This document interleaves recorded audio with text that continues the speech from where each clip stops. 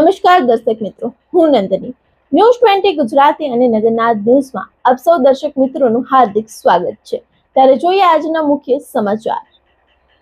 ગિરનાર પર્વત પર આવેલ અને ઉપરકોટ નજીક આવેલા જે રામ મંદિરની નીચે પવિત્ર હનુમાન ધારાની જગ્યામાં પૂજારી દારૂ પીતા હોય તેવો એક વિડીયો સોશિયલ મીડિયા ઉપર વાયરલ થતા ભારે ચર્ચા જાગી છે। જોકે વાયરલ વિડીયો અંગે રામજી મંદિરનો વહીવટી કરતા જે રજનીકાંત અગ્રાવત છે તેમના દ્વારા સમગ્ર મામલે સ્પષ્ટ ખુલાસો આપવામાં આવ્યો છે અને હનુમાન ધારાની પવિત્ર જગ્યાને બદનામ કરવાના ગંભીર આક્ષેપ પણ કર્યા છે। રામજી મંદિરના જે વહીવટી કરતા રજનીકાંત અગ્રાવતે ખુલાસો આપતા જણાવ્યું હતું કે વાયરલ વિડીયોમાં જે વ્યક્તિ દેખાય છે તે મારો ભત્રીજો છે અને તે માત્ર ઉપર સામાન ચડાવવા માટે જ જાય છે। આ વિડીયો હનુમાન ધારાની જગ્યાનો નથી, પરંતુ આજથી 8 થી 10 વર્ષ પહેલા થયેલી એક પાર્ટીનો છે, જેમણે વધુ ઉમેર્યું હતું કે રામ મંદિર નજીક જ એક બુટલેગર ગેરકાયદેસર દારૂ વેચતો હતો, તેની સામે કાર્યવાહી કરવા માટે પોલીસમાં અરજીઓ કરવામાં આવી હતી। આ અરજીઓને ખાર રાખીને બુટલેગરો દ્વારા પવિત્ર જગ્યાને બદનામ કરવાના ઈરાદેથી આ જૂનો જે વિડીયો છે તેને વાયરલ કરવામાં આવ્યો છે। આ સાથે જ તેમણે સ્થાનિક પોલીસ અધિકારીઓ અને કેટલાક પત્રકારો સામે પણ ગંભીર આક્ષેપો કર્યા છે કે જૂનાગઢમાં દારૂના હપ્તા લેવામાં આવે છે। હવે આ અંગે તે ખુદ આપણે સાંભળીએ કે જે રામજી મંદિરના વહીવટી કરતા છે એ શું કહે છે। મારું નામ રજનીકાંત દ્વારકાદાસ અગ્રાવત છે। ઉપરકોટ પાસે આવેલ રામચંદ્રજી મંદિરમાં હું રહું છું અને અમે આ મંદિરના ઉત્તરોત્તર પેઢીથી 18 પેઢીથી અહીંયા રહીએ છીએ અને મંદિરની સેવા પૂજા અને મંદિર સંભાળીએ છીએ। હાલ થોડા દિવસથી સોશિયલ મીડિયામાં એક પૂજારી દારૂ પીતો હોય એવો વિડીયો વાયરલ થયો છે કે ગિરનાર હનુમાન ધારાના પૂજારી દારૂ પીએ છે। એ તદ્દન ખોટો વિડીયો છે। પહેલી વાત તો એ છે કે ગુજરાતમાં દારૂબંધી છે તો આ દારૂ આવે છે ક્યાંથી? એવી જ રીતે હું જે મીડિયાના માધ્યમથી કહેવા માગું છું કે રામચંદ્રજીનું મંદિર 1660માં બન્યું હતું અને આ મંદિરના દરવાજા પાસે અહીંના એક બુટલેગર વિશાલ હરેશગીરી ગૌસ્વામી નામની વ્યક્તિએ કોર્પોરેશનની જમીન ઉપર પોતાની એક રૂમ બનાવી અને એને ઓફિસનો દરજ્જો આપ્યો અને એ રૂમ બનાવ્યા પછી એમાં ગેરપ્રવૃત્તિ શરૂ કરી। આ ઓયડીની અંદર દારૂ વેચવાનું કામ ચાલુ કર્યું, જુગાર રમાડવાનું કામ ચાલુ કર્યું। એટલે એ પણ બાવાજી હતો, એટલે અમે એને કીધું ભાઈ કે આ બધું મર્યાદામાં રહીને કરો તો વધારે સારું। મંદિરના દરવાજા પાસે એક આ સનાતન ધર્મને લાંચ લાગે એવી વસ્તુ છે, પણ કે અમારે બીજો કોઈ ધંધો નથી ને અમે પૈસા કમાઈએ છીએ તો તમને શું વાંધો છે? એટલે અમે કીધું ઠીક છે, હાલો તમે તમારી રીતે મર્યાદામાં કરજો બધું। અને ઘણા વર્ષથી આ બધું ચાલતું હતું, પણ હવે છેલ્લા ઘણા સમયથી અતિશય વધી ગયું। રંગીન કલરની દારૂની બોટલો વેચાવા માંડી। 24 કલાક રાત્રે 12-1 વાગ્યા સુધી દારૂ વેચાય, સવારે 7 વાગ્યાનો ચાલુ થાય અને મંદિરના દરવાજા પાસેથી ગાડી રાખીને ગાડીમાંથી કાઢીને જ આપે। આ બધું બહુ કૃત્ય થવા માંડ્યું, પછી સહન નથી થતું। હવે આ મંદિરના સેવકો પણ ઘણા બધા છે જેના કારણે આ મંદિરનો નિભાવ થાય છે। એ સેવકો જ્યારે આવે છે ત્યારે એવો પ્રતિસાદ આપે કે બાપુ આ દરવાજા પાસે આટલું બધું દારૂનું વેચાણ થાય છે તો તમને કેમ કાંઈ બોલતા નથી? એનો મતલબ એવો છે કે એમાંથી તમને કંઈક મળતું તો હશે ને। હવે આ સહન નથી થતું, છતાં અમે એને સમજાવીએ કે ના ભાઈ, જો અમે એની પાસેથી લેતા હોય કાંઈ તો અમારું મંદિરની અત્યારે આવી દશા ન હોય, થોડુંક મંદિરનો સુધારા વધારા અમે કરતા હોય, એટલે અમે એની પાસેથી કાંઈ લેતા નથી। હવે વાત એટલેથી નથી અટકતી, દારૂબંધી છે તો આ ખુલ્લે આમ દારૂ વેચે છે શું કામ? પહેલી વાત તો એ છે। એટલે આમાં કંઈક પોલીસનો સપોર્ટ હોતો હોય છે ઘણી વખત, અને દારૂ લેવા માટે અમે ઘણીવાર જોઈએ છીએ તો ડોક્ટરો આવે છે, અધિકારીઓ આવે છે, ફાલતુ આવે છે, નાના છોકરાઓ દારૂ પીતા થઈ ગયા હાલતની અંદર, વકીલો આવે છે અને અમુક તો પ્રેસ મીડિયાના લોકો દારૂ લેવા આવે છે। એ કોઈ સામે મને કાંઈ વાંધો નથી, મેં એની સામે મને વાંધો નથી। તમે દારૂ વેચો, તમે પૈસા ભરતા હશો, સેક્શન ભરતા હશો, પણ જગ્યા બદલી નાખો। એક આ મંદિરના દરવાજા પાસે આ કૃત્ય સારું ન લાગે। તમે પણ સાધુ છો, અમે પણ સાધુ છીએ અને સનાતન ધર્મ બચાવવો એ આપણી ફરજ છે અને સનાતન હિન્દુ રાષ્ટ્ર બને એના માટેના આપણા પ્રયત્નો હોય છે। વર્ષમાં 2-3 વખત અહીંથી શોભાયાત્રા નીકળે છે, તો તમે આ બધું બંધ કરો। એટલે એ નથી માનતા અને પોલીસને અમે સેક્શન આપીએ છીએ, એટલે અમે બંધ તો નહીં જ કરીએ એવું એ લોકો ઘણીવાર બોલ્યા છે। મારી સામે પણ બોલ્યા છે કે અમે પોલીસને સેક્શન આપીએ છીએ, અમે ખુલ્લેઆમ કરીએ, અમને કોઈ ન રોકવાવાળું હું। અને પોલીસમાં પણ એક પોલીસે અમને એવું કીધેલું હતું, એ પોલીસની તો બદલી થઈ ગઈ છે, કે બાપુ આ તમારા નામે એ કે અમારી પાસે આવે છે કે અમારે મંદિરને કંઈક આપવું પડે, એટલે અમે એને રાહત કરી દીધી હતી એ વખતે। એ કે એવું પણ મને જાણવા મળ્યું છે કે તમે પોલીસ પાસે પણ મંદિરને આવી રીતે નામ વટાવો છો, એટલે ન છૂટકે આ બધું સહન ન થતા અમે જુનાગઢ કોર્પોરેશનને અરજી કરી કે ભાઈ આ પેશકદમી વાળી જગ્યા છે, આ ઓયડીને તમે બાંધકામમાં હટાવો। એટલે બાંધકામ શાખામાંથી લોકો જોવા આવ્યા અને એને કીધું કે અમે નોટિસ આપીને આ ઓયડીને જમીનદોસ્ત કરીને ડિમોલેશન કરી નાખશું। એ વાત બહાર પડી તો અમુક સજ્જન લોકોનો એને સહારો લીધો અને અમુક સજ્જન લોકો આખી રાત મારી ઘરે આવ્યા અને મને સમજાવ્યો કે તમે અરજી પાછી ખેંચી લો, એને ઘણો ખર્ચ કરીને ઓયડી બનાવી છે. મેં કાંઈ વાંધો નહીં, ઓયડી બનાવી છે, હું અરજી પાછી ખેંચી લઉં, પણ ઓયડીમાં બેસે, ચા પાણી પીએ, નાસ્તા કરે, સંગઠન બનાવે, યુનિટી બનાવે, યુવક મંડળ બનાવે, એની સામે મને કાંઈ વાંધો નથી. સદુપયોગ કરતા હોય તો ભલે રહે, હું કાલ પાછી ખેંચી લઈશ. એટલે મેં અરજી પાછી ખેંચી લીધી એના કહેવાથી. અને એક તો ડેપ્યુટી કમિશનર પણ મારી ઘરે આવ્યા હતા. મેં કીધું હાલો સાહેબ, તમે કહેતા હોય તો હું ખેંચી લઉં છું, અને તમે એને કહી દો કે આ પ્રવૃત્તિ આ ન કરતો, તો હું એને કહી દઉં છું. એટલે એને કહી પણ દીધું, છતાં એ માન્યો નહીં. અને બપોર પછી મારા બે ભત્રીજાઓ છે, એના 8 થી 10 વર્ષ પહેલાના જે કંઈક વિડીયો હતા, એ દારૂની મહેફિલની અંદર બેઠો હતો, ખરેખર ભાર મૂકવા ગયો હતો ને, એ મજૂર હતા, બધા દારૂ પીતા હતા, ત્યાં બેસાડીને વિડીયો ઉતારી લીધો. એ વિડીયો એને વાયરલ કરી દીધો કાલે, અને એમાં ચોખ્ખું લખ્યું કે હનુમાનધારાના પૂજારી આ કરે છે. હવે આ મંદિરની સાથે હનુમાનધારાનું મંદિર સંકળાયેલું છે, દારૂ વેચો છો અને એ બંધ કરાવ્યું, એમાં હનુમાનધારા ક્યાંય છે નહીં, તો હનુમાનધારાના નામ ઉપર હવે તો ખોટા સનાતન મંદિરને બદનામ કરવાના પ્રયત્નો એને કાલથી ચાલુ કરી દીધા છે. અને આ વાતને લઈ અને મેં પોલીસ સ્ટેશનમાં કાલ જવાબ પણ ભરી દીધો છે.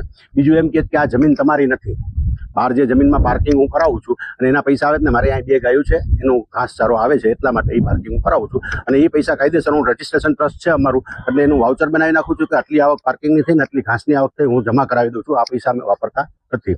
આ મારી પાસે બધા રેકર્ડ પુરાવા છે. બીજું, જે જમીનમાં અમે પાર્કિંગ કરાવી છે, એ જમીન નગરપાલિકા પાસેથી અમે, જ્યારે જુનાગઢમાં નગરપાલિકા હતી ત્યારે એની પાસેથી અમે વેચાતી લીધેલી છે, અને એ જમીન વેચાતી લઈને અમે ટ્રસ્ટમાં ચડાવેલી છે. ટ્રસ્ટ ડીડની અંદર પણ એ જમીન અત્યારે અમારી ચડેલી છે. છતાં એ મીડિયાની અંદર એવું બોલે છે કે એ જમીન એની નથી ને એ વાવના પગથિયા છે. હા, એ દસ્તાવેજની અંદર લખ્યું જ છે કે વાવનું બુરાણવાળી જમીન અમે વેચીએ છીએ. આમાં કોઈ બીજો કોઈ પ્રશ્ન છે નહીં. આ કાગળ ઓરિજિનલ ઝેરોક્સ દસ્તાવેજની જુનાગઢ A ડિવિઝનમાં અને માંડવી ચોક પોલીસ સ્ટેશનમાં મેં 2 વખત આપી દીધી છે, અને 1 વખત બતાવેલી છે. છતાં પણ આ લોકો આવી રીતે મીડિયાની અંદર એવું બોલે કે એ જમીન એની નથી. તો દસ્તાવેજ છે મારો, તમે દસ્તાવેજ કઢવી લો, નગરપાલિકામાં કોર્પોરેશનમાંથી કઢવી લો, તમને પણ મળી જશે. એ તો પૈસા ભરશો એટલે તમને આપી દે, નકલ જોતી હશે તો. એટલે એ બાબતે અમે ક્યાંય ખોટા નથી, અને ખોટી પ્રવૃત્તિ કોઈ દિવસ કરી નથી અને કરવાના પણ નથી. પણ વાત અત્યારે એ આવે છે કે મંદિર ઉપર જેને એને હાથ નાખ્યો છે, કે મંદિરમાં આવી પ્રવૃત્તિ થાય છે ગિરનાર ઉપર, તો ગિરનાર પહેલેથી બદનામ થઈ ગયો છે. અને અંબાજીનો એક વિડીયો હતો, એ વિડીયો પણ સોશિયલ મીડિયામાં વાયરલ થયો તો આપણે બધા જાણીએ જ છીએ. એ પણ એક જાતનું એક સાજિશ કાવતરું જ હતું, અને ગિરનારને કોઈ પણ સંજોગોમાં બદનામ કરવાના કાવતરા આ લોકો કરતા હોય છે. એ આ વામપંથી લોકો જેવા કાર્ય કરવા માંડ્યા છે, તો આ ન થવું જોઈએ. એના માટે હું અત્યારે SP સાહેબ પાસે જવાનો છું, અને જરૂર પડશે તો હું ભૂપેન્દ્રભાઈ પટેલને પણ જવાનો છું, ફોન કરવાનો છું, અને એને વાત કરવાનો છું. એટલે મારું કહેવાનું એમ છે કે આ જે દારૂનું દૂષણ જે વધી ગયું છે, જુનાગઢની અંદર ક્યાંય દારૂ ન મળે, ત્યારે અહીંયા અમારા રામજી મંદિરના ડેલા પાસે દારૂ મળે. ક્યાંય ન મળે તે દિવસે આ દારૂ મળે. શું કામ? પણ કેવી રીતે મળે? તો મળે છે, અને લોકો પીએ છે ને એના વિડીયો તમે બનાવો છો. તો દારૂ પીવે છે એના વિડીયો બનાવો છો, પણ વેચે છે એના વિડીયો કેમ નથી બનાવતા? તો મારી પાસે એવા વિડીયો પણ અવેલેબલ છે, મારા કેમેરા છે, હું કઢવી લઈશ, અને એ દારૂ વેચે છે એ વિડીયો પણ હું SP સાહેબને રજૂ કરીશ. તમે વેચવા શું કામ એને દો છો? જો પોલીસ છાવરતી હોય તો આવા લોકોને શું કામ એને છાવરો છો તમે? અને એક આ સનાતન ધર્મ ઉપર શું કામ એને ઘા કરે છે આવી રીતે? તો એને કેમ ખુલ્લેઆમ ફરે છે, એને કેમ પકડતા નથી તમે? અને કોઈ મંદિરની બદનામી કરતા પહેલા 1000 વાર વિચાર કરવો જોઈએ, પૂરી તપાસ કરવી જોઈએ. હું મીડિયાને પણ કહેવા માંગુ છું કે તમે જાણ્યા કરવા વગરના વિડીયો બહાર પાડી દો છો, તો એ વિડીયાની પૂરી પહેલા તપાસ કરો, નકર પછી આ વિડીયો વાયરલ કરતા પહેલા વિચાર કરી અને બંધ કરી દેવા જોઈએ. તહેવારોના દિવસોમાં ST નિગમ GSRTC દ્વારા કરાતા ભાડામાં જે વધારો છે તેની સામે આમ આદમી પાર્ટી દ્વારા લાલ આંખ કરવામાં આવી છે. સાધારણ અને મધ્યમ વર્ગીય મુસાફર દ્વારા વધારાનો જે આર્થિક બોજ ન પડે તે માટે આપના કાર્યકર્તાઓએ જુનાગઢ વિભાગીય નિયામકને જે લેખિતમાં રજૂઆત કરીને આવેદનપત્ર સુપરત કર્યું હતું. દિવાળી અને નવરાત્રી જેવા તહેવારોમાં મોટી સંખ્યામાં લોકો વતન તરફ પ્રયાણ કરતા હોય છે. આવા સમયે ભાડામાં વધારો કરવાના બદલે તંત્ર દ્વારા વધારાની બસો દોડાવવી જોઈએ, જેથી મુસાફરોને રાહત મળે. આમ આદમી પાર્ટીના પ્રદેશ નેતા રાજુ બોરખતરિયાએ જણાવ્યું છે કે જો ભાડામાં વધારો પાછો ખેંચવામાં નહીં આવે અને તંત્ર દ્વારા યોગ્ય નિર્ણય લેવામાં નહીં આવે તો આગામી દિવસોમાં ઉગ્ર આંદોલન છેડવામાં આવશે. રજૂઆત દરમિયાન કાર્યકરોએ વિરોધ દર્શાવતા નારેબાજી પણ કરી હતી, જે બાદ વિભાગીય નિયામકે આ બાબત ઉચ્ચ કક્ષાએ પહોંચાડવાની ખાતરી પણ આપી છે. જી નમસ્કાર, હું રાજુ બોરખતરિયા, પ્રદેશ સંગઠન મંત્રી આમ આદમી પાર્ટી. આજે અમે જૂનાગઢ પરિવહનની જે ઓફિસ છે ત્યાં એક આવેદન આપી અમારો વિરોધ વ્યક્ત કર્યો છે. અને અમારી જે એક મુખ્ય જે વાત છે એ બાબતની છે કે હમણાં જ તહેવારો આવી રહ્યા છે, રક્ષાબંધન, ગાયપૂંજણી, શીતળા સાતમ, જન્માષ્ટમી. આ તહેવારોની અંદર મેં ગયા વખતે ઘણા બધા જે મુસાફરો હતો એની ફરિયાદો સાંભળી હતી, અને મેં ખુદ પોતે પણ બસમાં બેસી અને અનુભવ લીધો હતો કે જે બસો કાયદેસરની કાયમી માટે લોકલ બસો ચાલે છે એમાં વિદ્યાર્થીઓ પણ અપડાઉન કરે છે, અપડાઉન કરતાં એક સામાન્ય મધ્યમ વર્ગના વ્યક્તિઓ અપડાઉન કરે છે. એ જે બસો છે એ બસોને બસ એની એ, ડ્રાઈવર કંડક્ટર એ જ, રૂટ એ, સમયે પણ એ જ બસમાં એક્સપ્રેસનું ભાડું લેવામાં આવે છે ત્યારે એ અનુભવ મને થયો. ત્યારે મેં રજૂઆત ગયા વર્ષે કરી હતી, પણ એ કહેશું કે અમે કરી દઈશું, પણ ન થયું. ત્યારે આજે અમે પૂર પહેલાં પાળ બાંધવી એવું એક વિષયથી અમે આજે સાહેબને મળ્યા છીએ. અહીંયા જે વહીવટી અધિકારી છે એમને અને રજૂઆત કરી છે કે આ ન થવું જોઈએ. ત્યારે એમણે અમને ખૂબ સારો એવો રિસ્પોન્સ આપ્યો છે, આશ્વાસન આપ્યું છે કે નહીં રાજુભાઈ, આ વખતે લોકલ બસમાં જો એક્સપ્રેસનું ભાડું લેવામાં આવે અને તમારા ધ્યાને આવે તો અમને કહેજો. ત્યારે અમે આવેદનમાં સ્પષ્ટ એમને રજૂઆત કરી છે કે જો આવું થશે તો અમે ઉગ્ર આંદોલન કરશું અને ગાંધી ચિંધ્યા માર્ગે અમારે કંઈક રસ્તો ન લેવો પડે એના માટે અમારું ધ્યાન રાખજો. ત્યારે અમે આજે એમને પૂર પહેલાં પાર બાંધો આવેદન આપી અને એમને અમે રિક્વેસ્ટ કરી છે. અને આપણે જોયું છે કે ભાઈ ઘણા રાજ્યોની અંદર, ઘણા આપણા વિસ્તારોની અંદર બેન જ્યારે ભાઈને રાખડી બાંધવા જાય છે ત્યારે બેનને સુવિધા મળે, બેનને આર્થિક બોજ ન થાય. ઘણા એવા પરિવારો હોય છે કે જેને ટિકિટ ભાડાના કારણે પણ ક્યાંક ને ક્યાંક અગવડ પડતી હોય છે. ત્યારે આપણે આટલું બમણું ભાડું લઈએ છીએ, વ્યાજબી નથી, એ અયોગ્ય છે. એટલા માટે અમે આજે રજૂઆત કરી અને એમને આવેદન આપ્યું છે. અને 100% મને વિશ્વાસ છે કે આ વખતે જે લોકલ બસોની અંદર એક્સપ્રેસ ભાડા લેવામાં આવે છે એ નહીં લેવામાં આવે, અને લેવામાં આવશે તો આમ આદમી પાર્ટી એનો ઉગ્ર વિરોધ કરશે અને રસ્તા ઉપર ઉતરશે. ગિરનાર પર આવતા યાત્રાળુઓ તેમજ વન્યજીવોની સુરક્ષાને ધ્યાનમાં રાખીને વન વિભાગ દ્વારા એક મહત્વપૂર્ણ અને મોટો નિર્ણય લેવામાં આવ્યો છે. ગિરનાર પર્વતની 3 સીડીઓ માર્ગ પર આજથી જ 25 તાલીમબંધ ટ્રેકર્સની ટીમોને તૈનાત કરી દેવામાં આવી છે. ગુજરાત રાજ્યના વન મંત્રી અર્જુન મોઢવાડિયાની સરકારમાં મહત્વપૂર્ણ પહેલને આવકારીને પ્રતિક્રિયા આપી હતી. ગત મહિને 11 વર્ષના બાળક પર સિંહના હુમલાની બનેલી આજે દુઃખદ ઘટના હતી. તે ઘટના બાદ માનવ અને વન્યજીવો વચ્ચેનો સંઘર્ષ અટકાવવા માટે રાજ્ય સરકાર દ્વારા એક ખાસ SOP સ્ટાન્ડર્ડ ઓપરેટિંગ પ્રોસિજર દ્વારા કરવામાં આવી છે. આ SOP ના ભાગરૂપે વન વિભાગ દ્વારા સૌપ્રથમ રજીસ્ટ્રેશન પ્રક્રિયા હાથ ધરીને 25 નવા ટ્રેકર્સની ભરતી કરવામાં આવી હતી અને તેમને એક સપ્તાહની કડક વિશેષ તાલીમ પણ આપવામાં આવી હતી. આ ટ્રેકર્સ ટીમ દ્વારા ગિરનારની નવી સીડી, જૂની સીડી તેમજ દાતાર માર્ગ પર સતત બાજ નજર રાખશે. વન્યજીવોની હિલચાલ પર ધ્યાન રાખીને તે સંભવિત જોખમ અંગે યાત્રાળુઓને અગાઉથી જ જાણ કરાશે. આજથી આ સાંજથી જ આ તમામ ટ્રેકર્સ પોતાની ફરજ પર હાજર રહી ગયા છે, જે વન્યજીવો અને પ્રવાસીઓ માટે બંનેની સુરક્ષા સુનિશ્ચિત કરશે. સાહેબ, જે રીતે ગિરનાર પર સિંહની બાળક પર હુમલાની ઘટના બાદ રજીસ્ટ્રેશન શરૂ કરવામાં આવ્યું છે, આગામી સમયની અંદર સિંહો અને લોકો વચ્ચે ઘર્ષણ અટકે એ માટે વન વિભાગની કેવી તૈયારી, શું થશે? આ 2 પહેલું છે. એક રજીસ્ટ્રેશનની પ્રક્રિયા અલગ છે અને જે ત્યાંનો વાઇલ્ડ લાઈફ છે એનાથી કોઈ નુકસાન ન થાય એના માટેના પગલાં અલગ છે. જે રીતે ત્યાં ગિરનારના પગથિયા ઉપર જે સિંહે હુમલો કર્યો બાળકને ને એમાં બાળકનું મૃત્યુ થયું, એનું કારણ એ હતું કે ત્યાં સિંહની પજવણી કરવામાં ખૂબ આવી હતી. એના વિડીયો ફૂટેજ પણ પછી બહાર આવ્યા છે અને પજવણીને કારણે આ નિર્દોષ બાળકનો ભોગ લેવાય. રાતના ભાગે આ ઘટના બની હતી.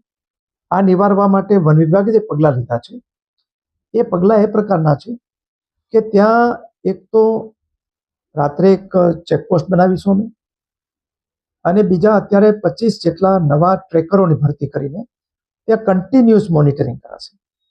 એ ઉપરાંત ત્યાં CCTV નેટવર્ક પણ લગાવવામાં આવશે. એટલે એને કારણે જે સિંહની મૂવમેન્ટ ઉપર અને યાત્રાળુઓની મૂવમેન્ટ ઉપર આપણે પૂરેપૂરું ત્યાં એનું ધ્યાન રાખી શકીશું. વધારામાં આખો વિસ્તાર છે એ સાયલન્ટ ઝોન કરી દેવામાં આવ્યો છે. એટલે હવે કોઈ ડીજે નહીં વગાડી શકાય, કોઈ પણ પ્રકારના સૂત્રોચ્ચાર નહીં કરી શકાય અને એની સામે એક્શન લેવાશે. જે રજીસ્ટ્રેશન કરવામાં આવ્યું છે એનું કારણ એ છે કે આપણે જોયું છે કે જ્યાં સીડીઓ હોય છે ત્યાં ઘણી જગ્યાએ સ્ટેમ્પેડ થાય છે. વન વિભાગમાં આ બાબતે ધ્યાન દોરવામાં આવ્યું વન વિભાગ તરફથી. એટલે અમે માનનીય કલેક્ટરશ્રીને સાથે સંકલન કરીને ત્યાંના સ્થાનિક કક્ષાએ જે નીચે એક QR કોડ આપવામાં આવ્યો છે અને QR કોડમાં તમે ઇઝીલી ઊભા જ મિનિટ, અડધી મિનિટમાં કે 30 સેકન્ડમાં તમે એનું આપણે રજીસ્ટ્રેશન થઈ શકે એવી વ્યવસ્થા છે. અને રજીસ્ટ્રેશન કર્યા પછી યાત્રાળુઓ ઉપર જાય અને પાછા નીચે આવે ત્યારે પણ એ બહાર ઉપરથી નીચે આવી ગયા છે એ આપણને ખ્યાલ આવે. એટલે એક જે તે સમયે ગિરનારની સીડીઓ પર કેટલા લોકો છે એનો તમને અંદાજ આવી શકે. એટલે તમે જો કદાચ બહુ સંખ્યા વધારે પડતી થઈ ગઈ હોય તો તમે એને રેગ્યુલેટ કરી શકો અને કોઈ ભાગદોડી થાય તો એમાં કોઈ પ્રકારના આ ઘટનાઓ આવી પુનરાવર્તન ન થાય એટલા માટે આ કરવામાં આવ્યું છે. આપણે જોયું છે કે મચ્છુની અંદર નદી ઉપર મોરબી પાસે જે ઝૂલતો પુલ છે એમાં પણ સ્ટેમ્પેડની જે ઘટના થઈ એના કારણોમાં પણ એની કેપેસિટી કરતાં વધારે લોકો ત્યાં પહોંચી ગયા હતા, એને કારણે થયું હતું. તો એને કારણે એ પણ નિવારી શકાશે. અને ગીરની અંદર લોકો મોટે ભાગે શાંતિ માટે આવતા હોય છે, એ લોકોની શાંતિ પણ જળવાઈ રહે અને એ લોકો પણ એ જંગલનો વ્યૂઝ અને આ જે એની આપણે ઉપર ચડવાની જે પ્રવૃત્તિ છે એ શાંતિપૂર્વક માણી શકે અને સાથે સાથે વન્ય પ્રાણીને પણ ડિસ્ટર્બ ન થાય એ પ્રકારનો પ્રોટોકોલ અમે નક્કી કરેલો છે. સર, ખાસ કરીને અત્યારે રેવન્યુ વિસ્તારની અંદર સિંહોની વન્ય પ્રાણીઓની અવરજવર હોય છે, લોકોને કઈ રીતની તકેદારી રાખવી, શું કહેશો? આ માટે વન વિભાગ કોઈ એક્શન પ્લાન કરશે? આ વન વિભાગે જે હમણાં થોડી ઘટનાઓ બની પછી અમે ટ્રેકરોની સંખ્યા વધારી છે.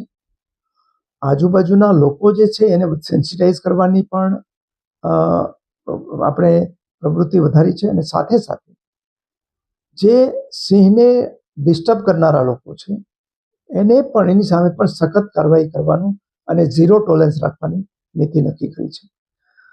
મોટે ભાગે આપણે ત્યાં જે લાયન છે એ તો સામાન્ય રીતે કોઈ ઉપર હુમલા કરતું નથી, સિવાય કે એને ડિસ્ટર્બ કરવામાં આવે અથવા તો એને જ્યારે મેટિંગ પિરિયડ ચાલતો હોય અને એના બચ્ચા સાથે હોય ત્યારે એનાથી સાવચેત અંતર રાખવું જોઈએ. આપણે જોયું છે કે ગીરની અંદર માલધારીઓ સાથે ક્યારેય આવી ઘટના બનતી નથી. એનું કારણ એ છે કે લોકો એની સાથે સહઅસ્તિત્વ કોએક્ઝિસ્ટન્સનો જે સિદ્ધાંત અપનાવી લીધો છે એટલે એને કોઈ તકલીફ પડતી નથી. ક્યારેક ઘટનાઓ બને પણ એને એ કોઈ ઘટનાઓ જીવલેણ હોતી નથી. પણ ગીરની બહારના ભાગમાં જે સિંહોની અમુક પજવણી કરવાની ઘટનાઓ સામે આવી એને કારણે આ ઘટનાઓ બનતી હતી. એને રોકવા માટેના પ્રયાસો કર્યા છે. એકાદ ઘટના એવી બની છે કે જે અસ્વાભાવિક છે, એની અમે તપાસ કરીને એ બાબતે પણ પગલાં લેશું. જુનાગઢ શહેરમાં માસૂમ 6 વર્ષીય બાળકી પર તેની માતા દ્વારા વેલણ અને વાયર વડે નિર્મળ માર મારવામાં આવ્યો હોવાનો ચોંકાવનારો કિસ્સો સામે આવ્યો છે. બાળ હેલ્પલાઇન નંબર 1098 પર કોલ મળતા જ જિલ્લા બાળ સુરક્ષા અધિકારીઓની ટીમ તાત્કાલિક ધોરણે ઘટના સ્થળે પહોંચી ગઈ હતી. જીવીકે ચાઇલ્ડ કેર સેન્ટરના અધિકારી શીતલ મારુએ સમગ્ર ઘટના અંગે પોલીસ ફરિયાદ નોંધાવી છે. ફરિયાદ બાદ પોલીસે તાત્કાલિક ધોરણે બાળકીનું સિવિલ હોસ્પિટલ ખાતે મેડિકલ ચેકઅપ કરાવ્યું હતું. બાળકીની સુરક્ષાને ધ્યાનમાં રાખીને તેને હાલ શિશુ મંગલ સંસ્થા ખાતે સુરક્ષિત સ્થળે ખસેડવામાં આવી છે. શીતલ મારુની ફરિયાદના આધારે પોલીસે બાળકીની માતા નઝીમા સોલંકી વિરુદ્ધ કાયદેસરની કાર્યવાહી હાથ ધરી છે. જુનાગઢ ડીવાયએસપી હિતેશ ધાંધલિયાના જણાવ્યા મુજબ બાળ સુરક્ષા અધિકારીઓની વધુ તપાસ પૂર્ણ થયા બાદ આગળની કાનૂની પ્રક્રિયા હાથ ધરવામાં આવશે. જુનાગઢ શહેર સી ડિવિઝન પોલીસ સ્ટેશન વિસ્તારમાં આવેલા હાઉસિંગના મકાનમાં જે બનાવ બનેલો તેમાં GVK EMIR child હેલ્પલાઇનના project coordinator શીતલબેન મારુ દ્વારા છે એ ચાઇલ્ડ હેલ્પલાઇન નંબર જે 24/7 શરૂ રહેશે 1098 તેના મારફતે આ જે હાઉસિંગના મકાનમાંથી પડોશીએ જાણ કરેલી કે એક બાળકીને તેના માતાએ મારેલો છે. આથી આ ચાઇલ્ડ હેલ્પલાઇનના પ્રોજેક્ટ કોઓર્ડિનેટર આ બાળકીને લઈ અને જુનાગઢ શહેર સી ડિવિઝન પોલીસ સ્ટેશન ખાતે આવેલા.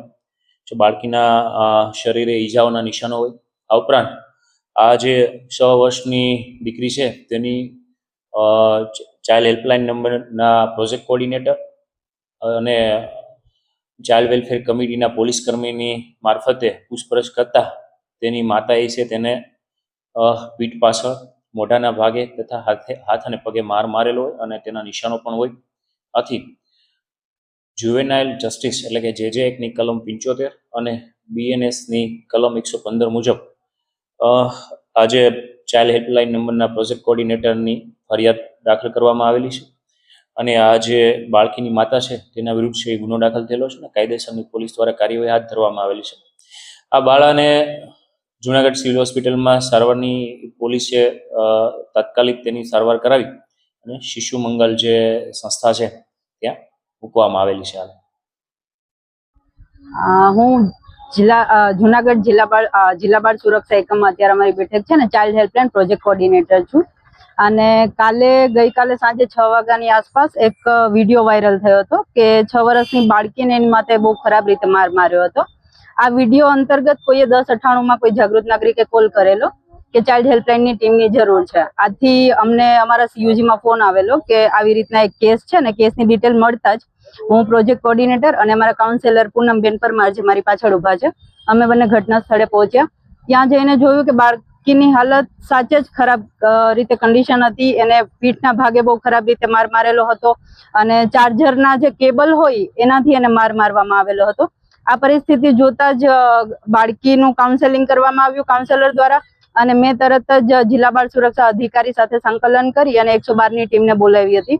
112ની ટીમ આવી અને એમ્બ્યુલન્સ પણ સાથે આવી હતી, પણ એમ્બ્યુલન્સની એટલી બધી જરૂર ના લાગતા એ લોકો જતા રહ્યા અને C ડિવિઝન પોલીસ સ્ટેશને અમે લોકો બધા એના વાલી સાથે પહોંચ્યા હતા. ત્યાં C ડિવિઝનમાં બાળકીની માતા વિરુદ્ધ FIR દાખલ કરવામાં આવી હતી અને કોઈ બીજું ફરિયાદી ના વધતા હું ખુદ જ ફરિયાદી બની હતી. જે મેં એક જાગૃત નાગરિક તરીકે ને એક બાળકના પ્રોજેક્ટમાં હું કામ કરું છું કે જિલ્લા બાળ પ્રોજેક્ટ અધિકારી છું. એના અંતર્ગત મેં એક ફરિયાદ નોંધી હતી અને ત્યારબાદ બાળકીનું એ લોકોનું કાયદાકીય SOP પ્રમાણે બાળકીનું મેડિકલ ચેકઅપ જરૂરી હોવાથી રાતે બાળકીને સિવિલ હોસ્પિટલે લઈ જઈને મેડિકલ ચેકઅપ કરાવવામાં આવ્યું હતું અને ત્યારબાદ બાળકીને શિશુ મંગલ જે આપણે CCI સંસ્થા છે ત્યાં હેન્ડઓવર કરવામાં આવી હતી. અને ત્યારબાદ આજે 3 વાગ્યાની આસપાસ બાળ કલ્યાણ સમિતિ જે આપણે બેસે છે ત્યાં આપણે બાળકીને રજૂ કરવામાં આવી હતી અને બાળકીના મા બાપને પણ બોલાવવામાં આવ્યા હતા. પણ એ ચેરપર્સનના આદેશ અનુસાર બાળકીને હાલ શિશુ મંગલ સંસ્થામાં જ સોંપવામાં આવી છે અને આગળ એ લોકો કાર્યવાહી કરી ખુદ મેડિકલ ચેકઅપ કરી અને પછી બાળકીનું ઘર તપાસ કરી અને એ લોકોને જો યોગ્ય લાગશે તો બાળકીને હેન્ડઓવર કરશે એના માતા પિતાને. આપનું નામ શું? શીતલ મારુ. જૂનાગઢના જવાહર રોડ પર આવેલા ઐતિહાસિક સ્વામિનારાયણ મંદિરના મુખ્ય ગેટના નિર્માણ કાર્યોમાં મોટી નાણાકીય છેતરપિંડીનો કિસ્સો સામે આવ્યો છે. મંદિરનો મુખ્ય ગેટ ન બનાવીને વિશ્વાસઘાત કરવા બદલ મંદિરના કોઠારી સ્વામી દ્વારા ઈડરની એક કોન્ટ્રાક્શન પેઢીના માલિક વિરુદ્ધ 1.51 કરોડ રૂપિયાની છેતરપિંડીની પોલીસ ફરિયાદ નોંધાવવામાં આવી છે. મળતી માહિતી અનુસાર ઈડર ખાતે આવેલી માંગલ્ય ટેમ્પલ પ્લાનિંગ એન્ડ કન્સ્ટ્રક્શન પેઢીના માલિક નંદીશ સોમપુરાને મંદિરના ગેટ નિર્માણ કાર્યનું કામ સોંપવામાં આવ્યું હતું. મંદિર તંત્ર દ્વારા અલગ અલગ તારીખે ચેક તેમજ રોકડ મારફતે ટોટલ 1.51 કરોડ રૂપિયાની રકમ પણ ચૂકવી દેવામાં આવી હતી. આમ છતાં પણ કોન્ટ્રાક્ટર દ્વારા ગેટનું કામ પૂરું કરવામાં આવ્યું ન હતું અને અધૂરું છોડી દેવાયું હતું. જ્યારે કોઠારી સ્વામી દ્વારા આજે આપવામાં આવેલા નાણાં છે તે પરત માંગવામાં આવ્યા ત્યારે નંદીશ સોમપુરાએ રકમ પરત આપવાની ચોખ્ખી ના પાડી દીધી હતી.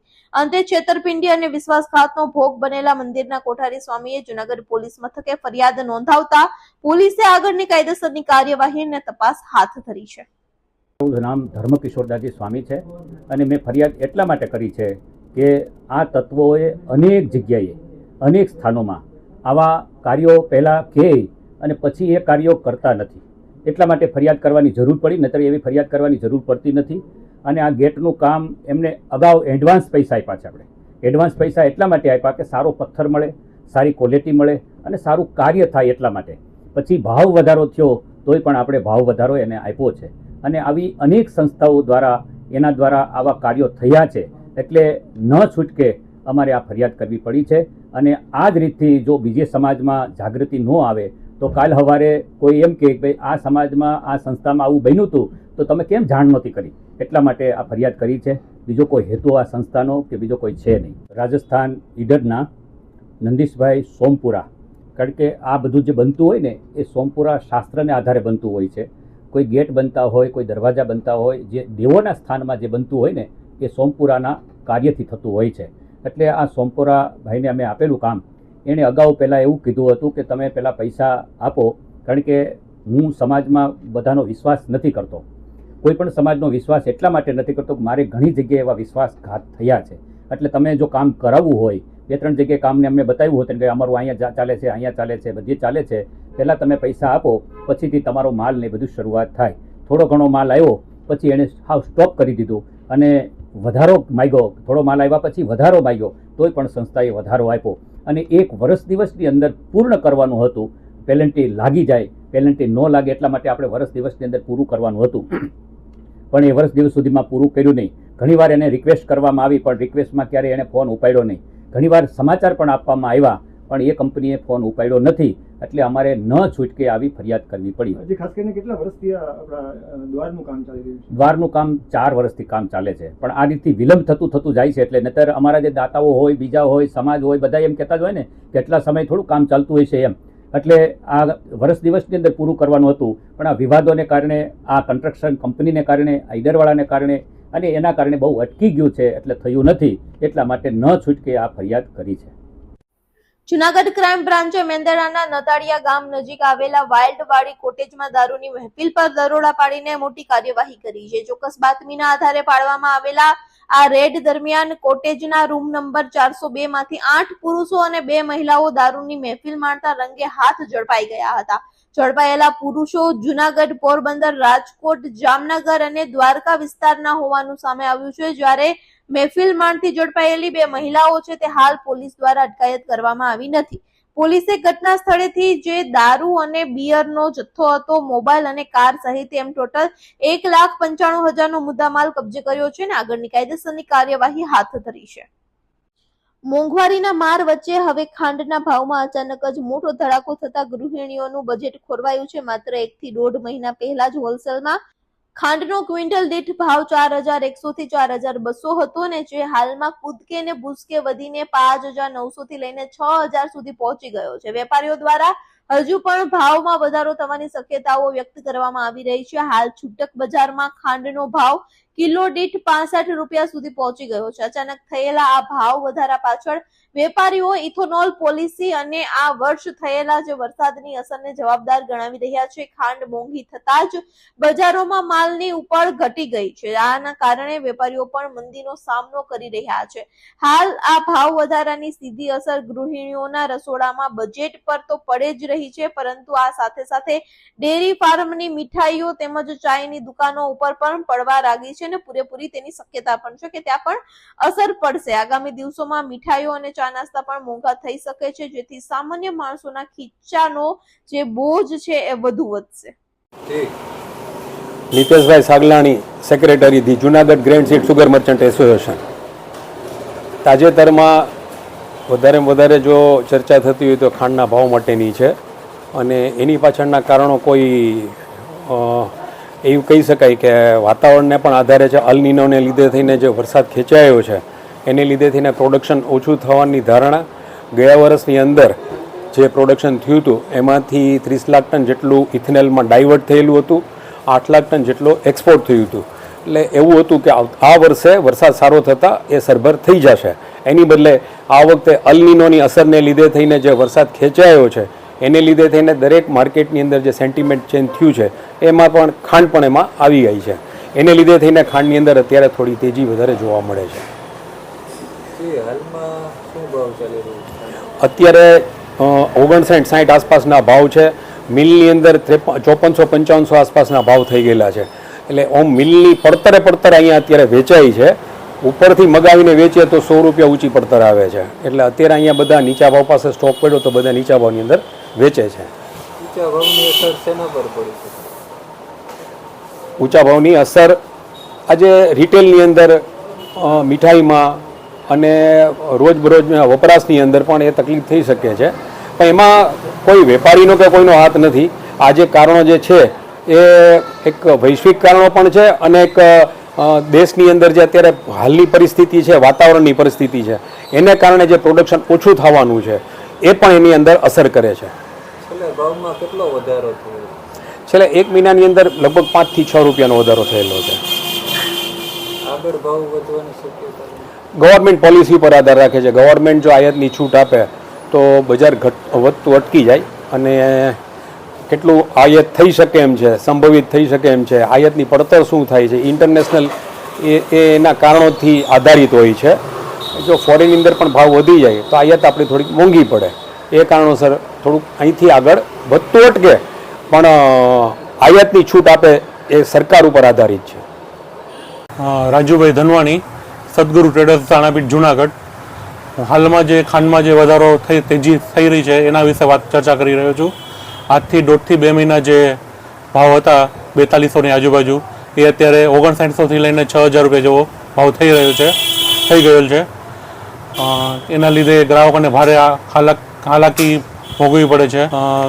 ખાંડમાં જે આ ભાવ વધારો થયો એના ઇન્થોલેટ ગેસમાં જે વપરાય છે શેરડીનો તેના લીધે અને એના લીધે જે શેરડીનો પાક જે થયો વરસાદ મોડો થયો એના લીધે પ્લસ સ્ટોક ઓછો હોવાથી ભાવ વધારો દેખાઈ રહ્યો છે. તેની અસર અત્યારે ગ્રાહકોને ભોગવી પડે છે. હાલમાં માર્કેટમાં અત્યારે જે પહેલાં જે 150 થી 200 કટા રોજ અમે પહેલાં કાઢતા એના લીધે અત્યારે રોજ ડેલી 50-60 કટા વેચાણ થઈ રહ્યું છે.